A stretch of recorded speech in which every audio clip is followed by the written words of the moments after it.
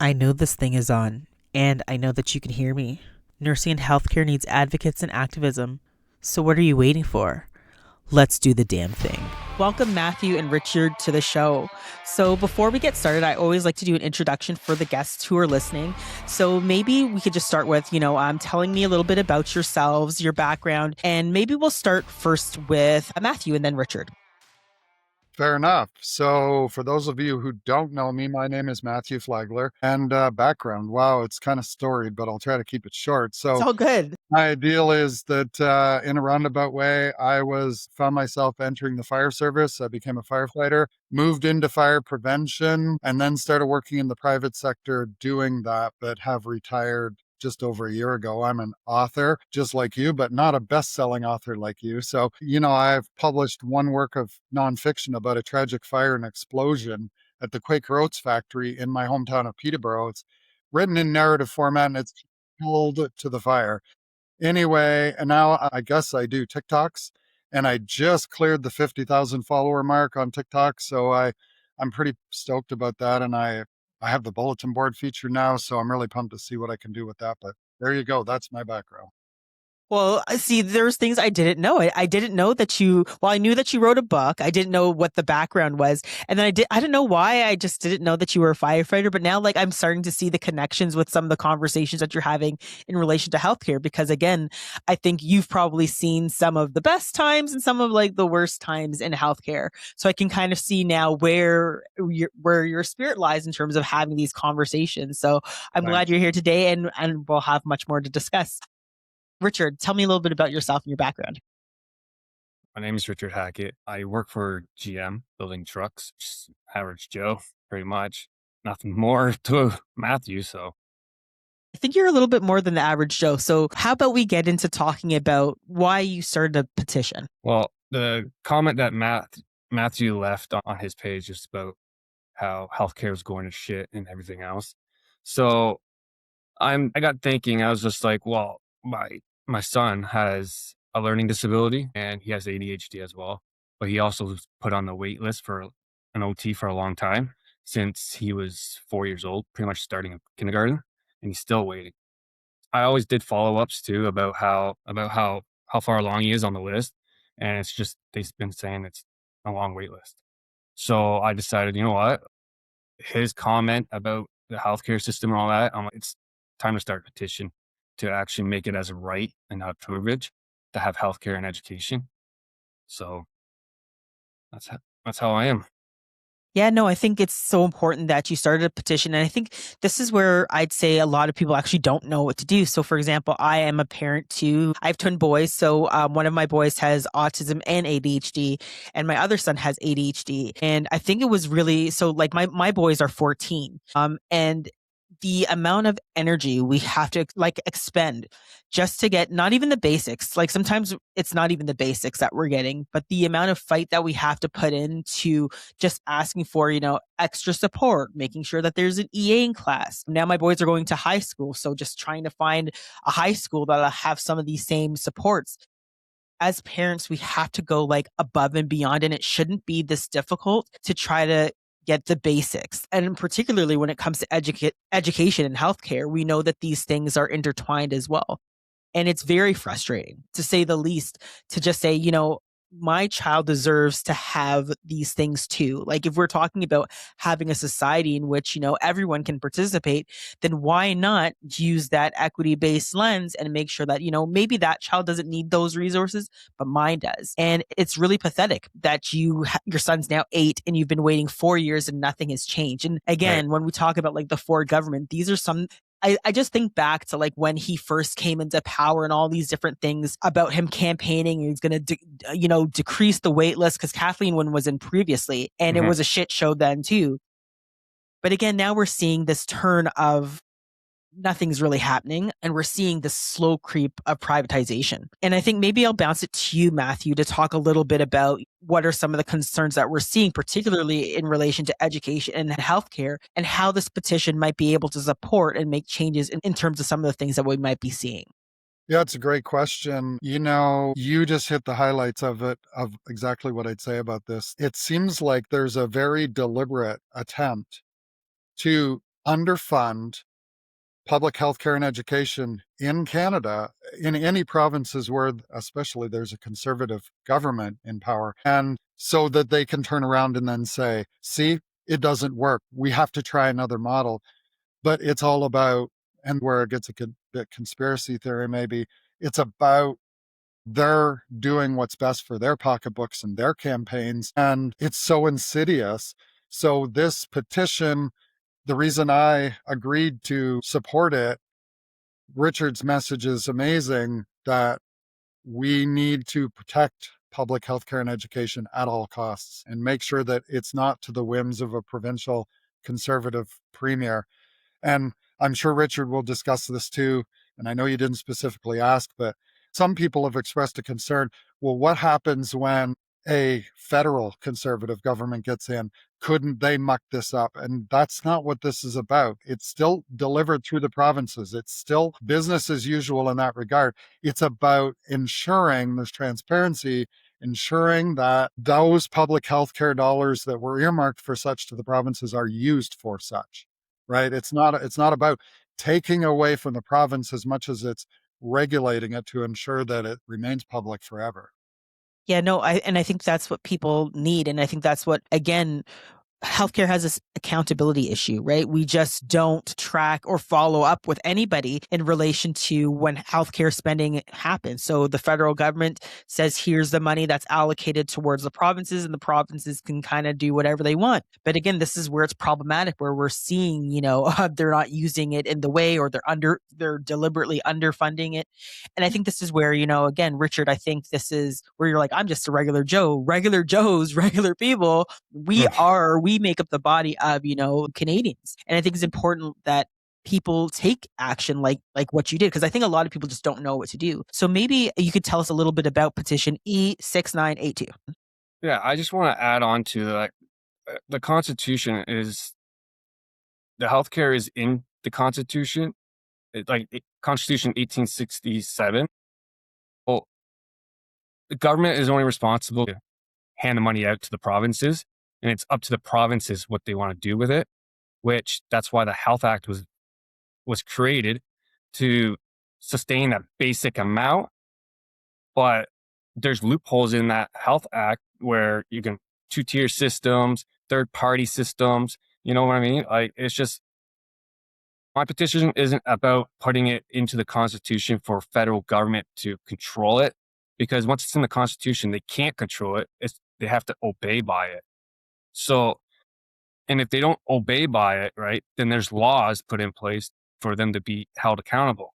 Where the Health Act, there is no laws. All it is a financial penalty if you don't obey by those 5 principles that are in that Health Act that you're supposed to go by. So this here is actually guarantees protection, makes the baseline on you cannot underfund it, you cannot take money from it, right? It's guaranteed rights for everybody. Right. Could you break down a little bit what's in the petition? Like what's some of the language that's used? Right now, I have 7,980 signatures. So it's getting there. And some of the wording in here is the Constitution Amendment processes under Part 5 of the Constitution Act of 1982 to formally recognize universal access to healthcare and education as constitutionally protected rights for all Canadians. It's pretty much stating that everyone deserves to have those rights and not be taken as a privilege. So we should never underfund it. Like I said, it's already in the Constitution, but it needs to be stronger language put in. And like I said, the 1867 only gives you the bare minimum of what the federal government can do. But this isn't taking rights or taking control over provinces. All the provinces will still have their access to doing the healthcare, stuff like that. It just forces their hand to actually keep the public system running. Yeah. Not stressing it out. Yeah, no, I agree with you. And I think that's something that we need to see, particularly in healthcare, again, because we're seeing this slow creep of privatization. And the fact that, your son has been waiting, my children, let me tell you, just in terms of how much we had to fight for our boys, it was insane. And still to this day, we're continuing to have to fight. And again, particularly when it comes to education. It's very, very frustrating because it's not even the bare minimum. Like I remember when my son first started school and we're like, okay, is he getting an educational assistant? Okay, it's a shared EA, but his IEP or his IPRC would say that he needs one-to-one support, but now he's having shared support. And then when you talk to the schools, they're like, well, it's the provincial government's not funding the boards properly. And again, you start seeing that trickle down effect as to how this is all happening. Right. Like, we just had a meeting too about my son, right, for the IEP. And that's how they determine that he has a learning disability. So, and it's just that because they put him in that program now, but it's just that he needs extra help so he doesn't get fallen behind in society. Because if we don't have those extra help, so then his future could be, I don't know, like it was just hard to tell. Like he won't have anything really. Yeah, this is one of the things that I've talked about on my podcast too. It's kind of this whole deliberate underfunding. And then what we call it is it's like the ODSP pipeline, right? So they don't help support, our younger learners. They don't put all these actions and things in place that they say that they will do. And then we have our young folks that are on ODSP and can't get off of ODSP or having trouble getting jobs. And then we see this very vicious cycle again, where ODSP in itself is completely underfunded. At this point in time, there's nobody getting $1,700 that can do anything. You can't really afford rent or food in that way. And again, we are creating these avenues and pockets of poverty and mental health because of the policies and procedures put in place. And that's why, we continue to advocate and have these conversations. I want to bring you back in, Matthew, to talk about some of the things here that we're talking about from that healthcare lens and that perspective in terms of your advocacy work. What is it you think that people need to know and understand about a petition like this and understand about what's happening in healthcare right now? It's a great question. And actually, so for those of you who don't know, my platform on TikTok is predominantly social justice issues. So that encapsulates education, it encapsulates healthcare, it encapsulates indirectly what you were talking about ODSP. For example, universal basic income for everybody. And today's video, the one that I published this morning, just an hour or so before I came here, I was talking about this last couple of days about socialism, capitalism, and this idea that, there was a time when we collectively shared with one another. For most of modern history, or most of human history, rather, we've spoke to these issues of working as a community and building a community together. That's the survival of our species. The success of that was because of those things. And yet then we somehow got to a point where we could produce more than we needed. And that's when certain groups stepped in and decided they should benefit this few from the collective work of the labor.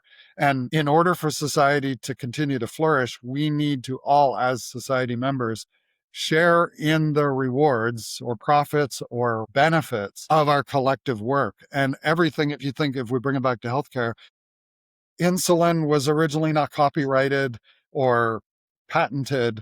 It was available as a human good, right? These things of our history, and we've gotten away from that. So my page talks a lot about that. And today was this concept of that socialism is become a bad word, but it's really about living in society. And this petition's important because not everybody can afford the skip the line option at Canada's Wonderland, right? There's a lot of misinformation. For example, that, if you can put a second tier, a second lane in place and remove some of the people who could afford to go there to it, it shortens the line for everybody else, but it doesn't.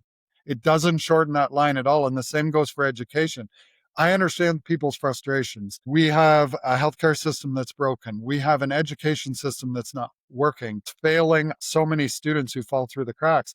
The solution is not privatization. I know it seems like a good idea. And you have to ask yourself, who is promoting that message and what did they have to gain from it? Because we're not talking about ideology here now, Amy. We're talking about data and facts that privatized healthcare has never worked wherever a second tier has been placed on top. And the same goes for education. It doesn't. It's never worked.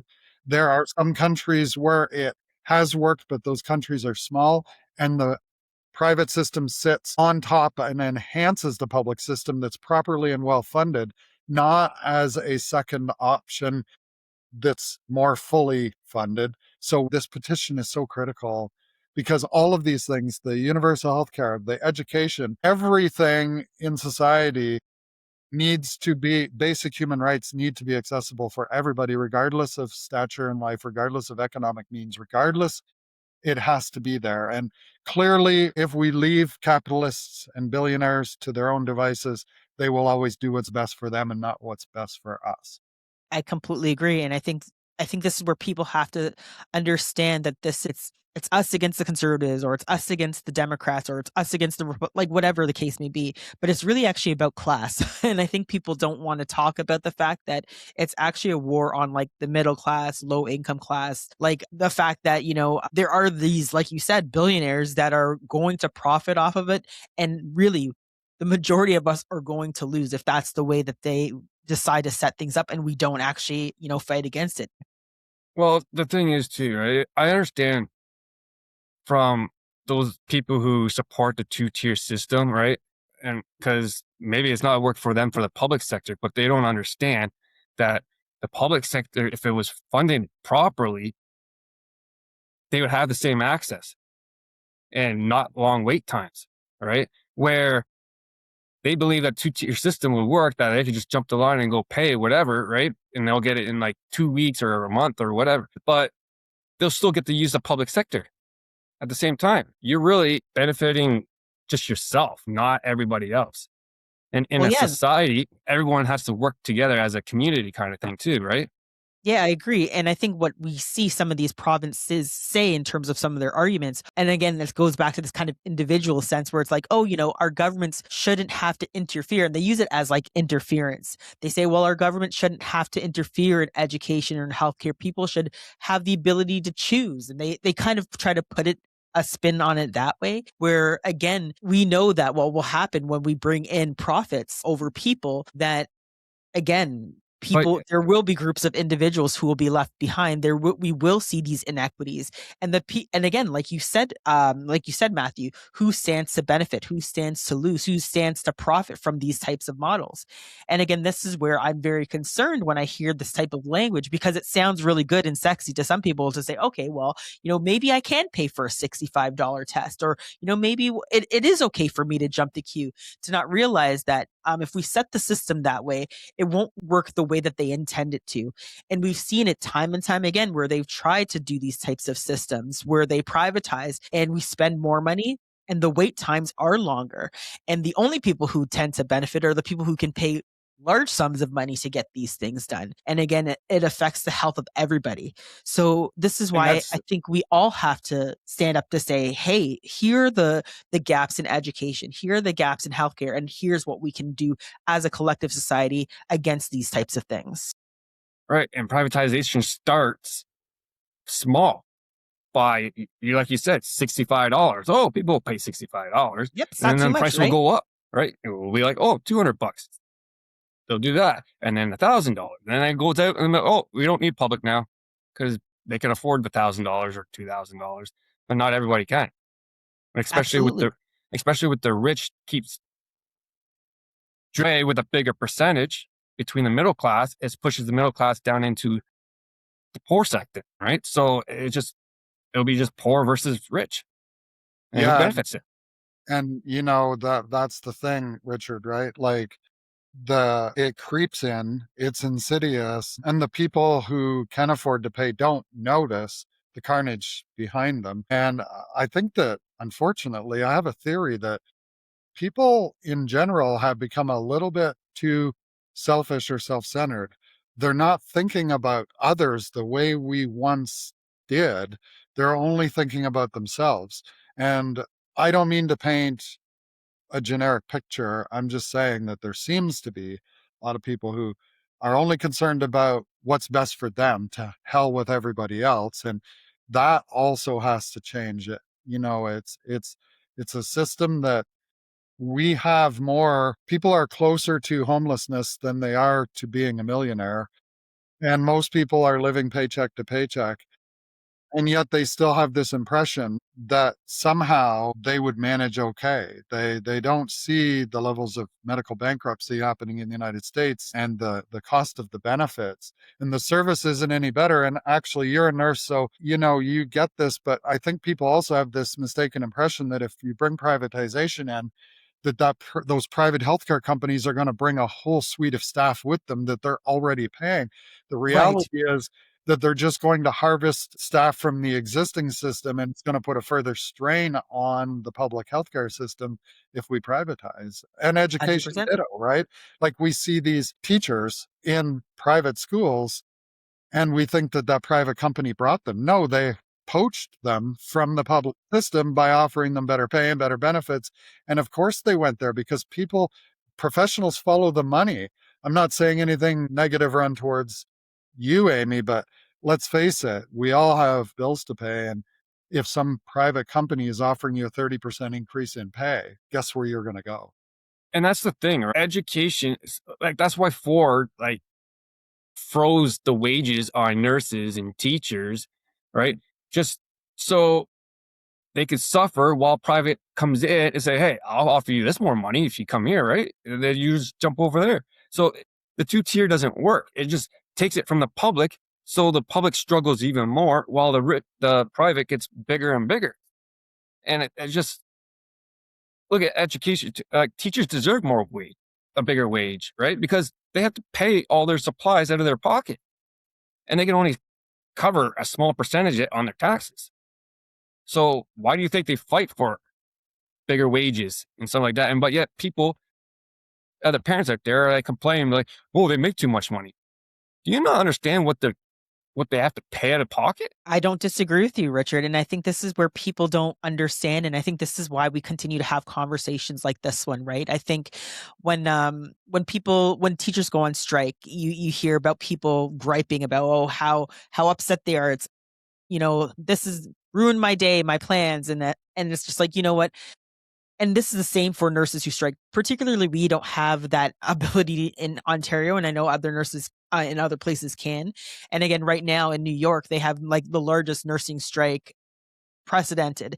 And I wish we had that ability, because the reason why there are labor movements is whenever teachers or nurses or whoever are striking, it's usually to benefit the public. It's to sound the alarm bell to say something is wrong. And the reason why we have to disrupt this labor is to ensure that these future generations don't have to suffer the way the kids are suffering or the patients are suffering current today. And I tell my kids all the time, I'm like, I remember actually having extracurriculars where I would go to volleyball practice or I would do all these things. And I'm like, and those things are gone. Like they don't Yeah. even know what they don't have because they don't have it. And And now, it's amazing how much has been pulled back. And every time a teacher goes out and strikes, I'm 100% behind them because the they teachers just don't keep even, pulling away. the teachers don't even do extra tasks because they don't get paid for it. Nothing So, extra. and I don't blame them in a way, because take the Christmas concert at my son's school, for example, right? He was supposed to do a Christmas concert, but his music teacher refused to put them in it because it's cutting into her time because she's not getting paid the overtime. So she only gets paid like 8 to 4 kind of thing. So after 4 o'clock, that girl's gone. Yeah, I see the teachers peeling out of the school by Right? like 3:35 and they're gone, right? Yep. I don't blame them, but in a way, like, who suffers more? Mhm. Teachers or the kids? I'd say And both. right? Like, if you don't have a functioning healthcare and a functioning education, no one's not going to come to this country to invest, to build the economy, to create jobs. Like, that's what appeals to foreign investors to come here and actually boost the economy, is by having healthier working people, smarter people, and you're just going to make them all dumb. And that's what's going to happen. They're just going to go somewhere else. Yeah, I'm gonna leave the last question to you both here, and I think I'm always about problem solving solutions and how do we get people on board, because I think one of the biggest challenges is really having these conversations. There's a lot of I don't want to just say confusion, but there's a lot of anger right now. There's a lot of people who don't know who to trust. There's so much misinformation out there as it pertains to healthcare, as it pertains to education. And to those people who might be listening to that might be on the fence or even listening to say, I don't agree with these folks. What is the message that you think that you would have to say to them? And maybe we'll start with you, Matthew. What would you like to say to folks who are listening? One, about the petition, and two, about how we can ensure that, we're keeping everybody educated in the way that they should be and making sure that we keep healthcare public and safe. Yeah, it's again a great question, and I do notice, and maybe it's because I moderate my page very well, but I get very little dissension when I talk about these issues.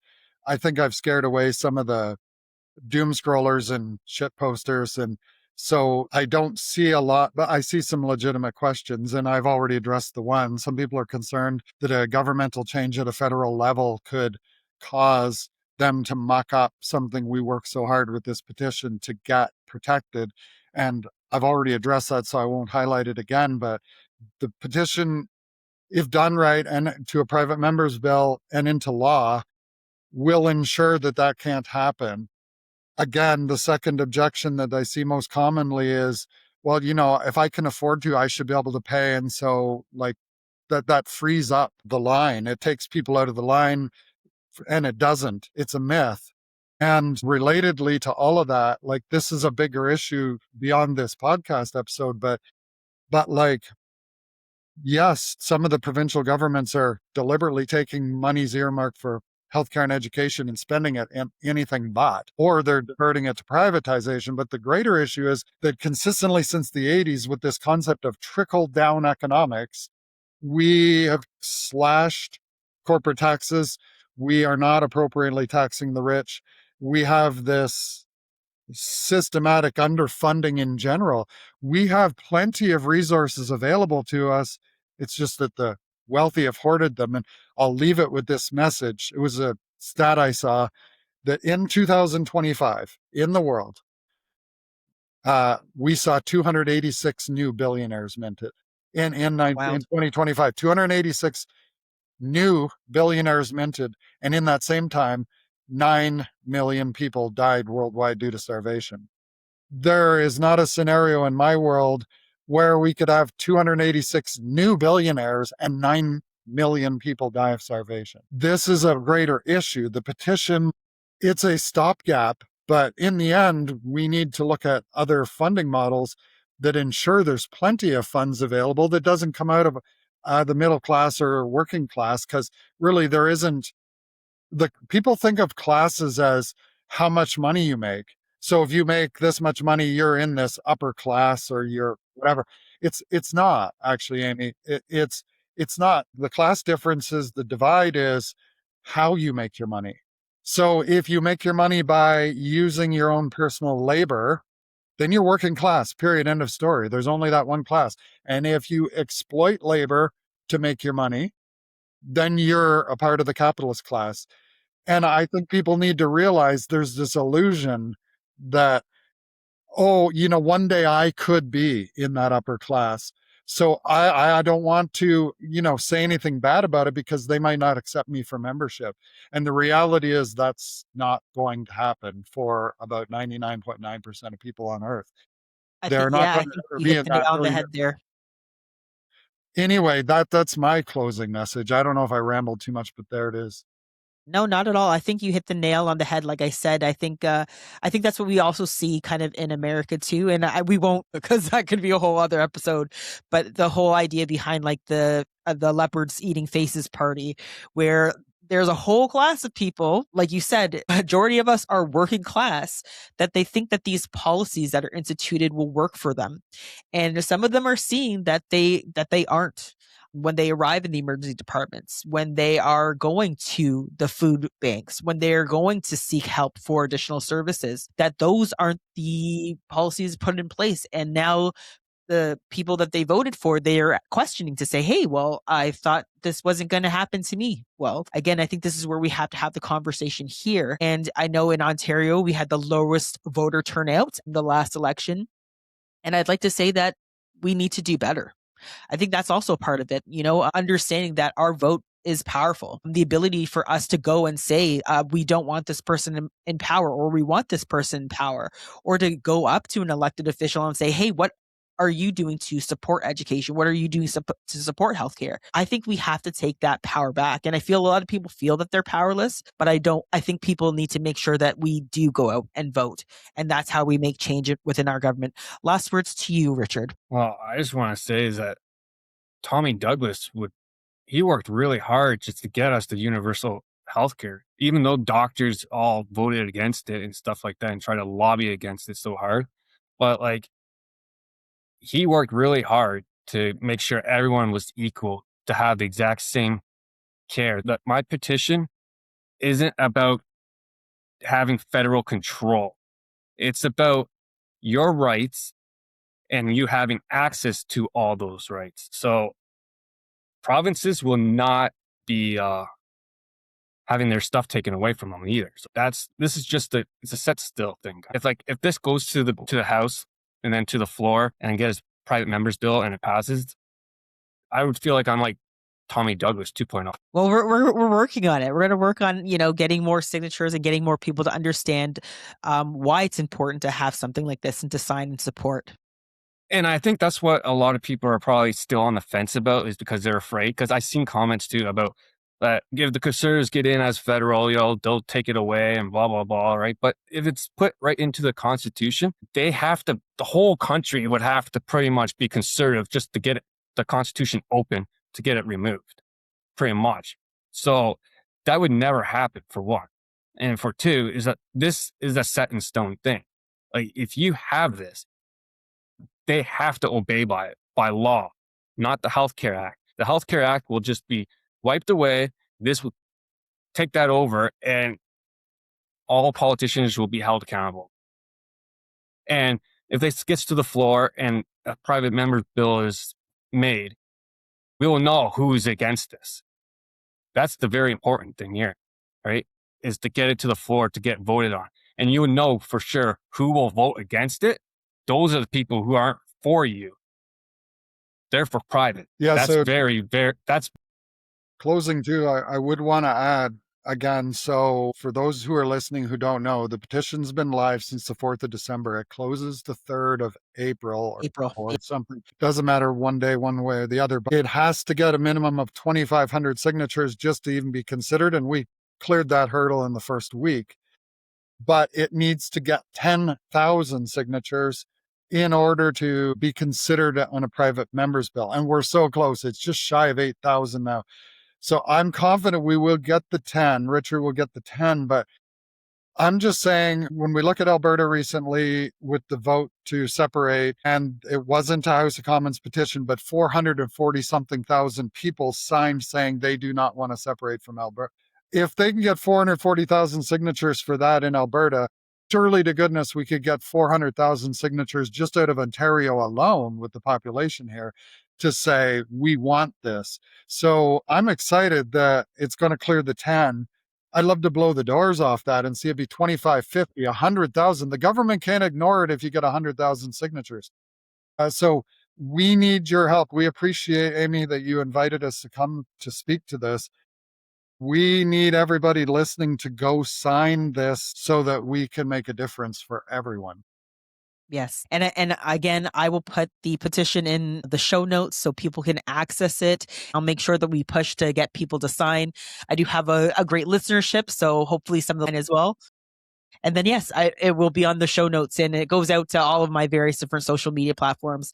And I'll make sure that I'll add your social media platforms as well. Any last words before we go today? No, I really appreciate you having us on and it's an opportunity to speak about this. It means so much for the future of healthcare and education. So thank you. This petition is like very personal to me. So, but I can understand for everybody else's. Like, I don't want them all being left on the list too, a wait list as well. So, but I did this personally just for me, my personal issues. But I can relate to everybody. Yeah, and there are other kids that are still waiting, right? And I think that, again, another promise that he made that's broken, and we have to hold our government leaders accountable, and this is definitely one way. So again, yeah, thank you both for coming on. I'll make sure that I put all those links in, and hopefully we can get well past 10,000 signatures. So thank you so much for coming on, both of you. No problem. Looking for a great gift for a nurse or someone who needs to learn about nursing?